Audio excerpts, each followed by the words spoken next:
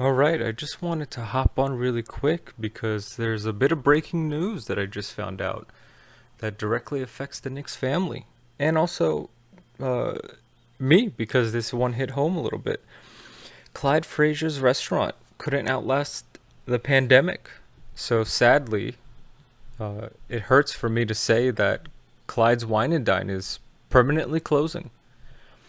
And this one hits a bit home because I've gone there a few times. I That would be where I would go for my birthday, and I went the last um, 5 of the last 6 years to celebrate my birthday there.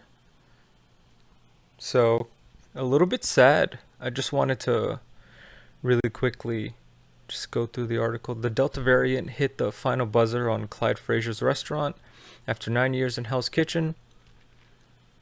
Clyde Frazier's Wine and Dine closed permanently as financial losses mounted because of the pandemic, and the city began to enforce its vaccine requirements for all indoor dining. I think if I might have my facts wrong, so just bear that in mind. But uh, you need to show proof of vaccine to dine indoors, if I'm not mistaken. And I guess they couldn't, they didn't want to have to force. I'm assuming, right? Uh, but it's hard to force people to get the vaccine. I did want to take a look at Clyde's Twitter because it was I think the news broke. He broke it himself. I'm on Clyde's Twitter now. Thank you for the patronage throughout the years, and to Arc Restaurants for creating Clyde Frazier's Wine and Dine. The restaurant is permanently closed. It's funny because I hear him talk. Uh, it was wonderful meeting and greeting with you over 9 years. And then it's a little sad because his last post is him inside the restaurant where they have the basketball hoop. And then his post before that, we are temporarily closed for the month of August in response to the new indoor dining restrictions.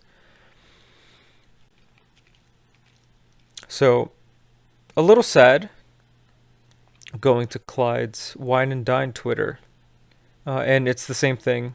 He just posted that we're temporarily closed in August, which was on the 8th. And then a month later, I guess this was just the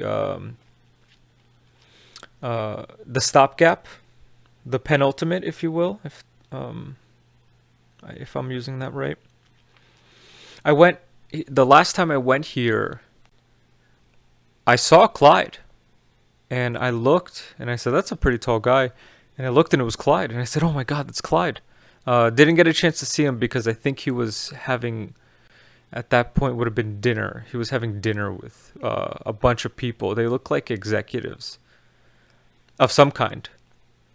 So maybe that was the dinner where they were trying to sell, or maybe not. I'm only speculating. But sad news on the Knicks front. Clyde's Wine and Dine is closing. I would have hoped, my feedback would have been, I hope they would have stayed open for just this season and see how it worked, because this season has a chance to be pretty good.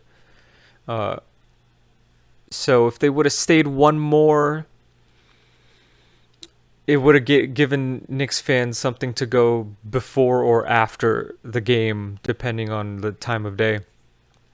Because their hours were from 4 to 9 on weekdays. On some days, closed one day. And then during the weekends, maybe Friday, Saturday, they were open from 4 to 11. So it wasn't a place where you're going after, you're not staying there 12:30 or something like that. By 11:45, uh, you're heading home and you're going somewhere else, or you're going right to your jammies. So I would go for my birthdays, and that was pretty fun. And they had just opened up after the pandemic, and you had to wear your mask when you were walking about, but no masks when you were eating. So it worked. It was good. But sad news, Clyde's is closing. Clyde's is closed.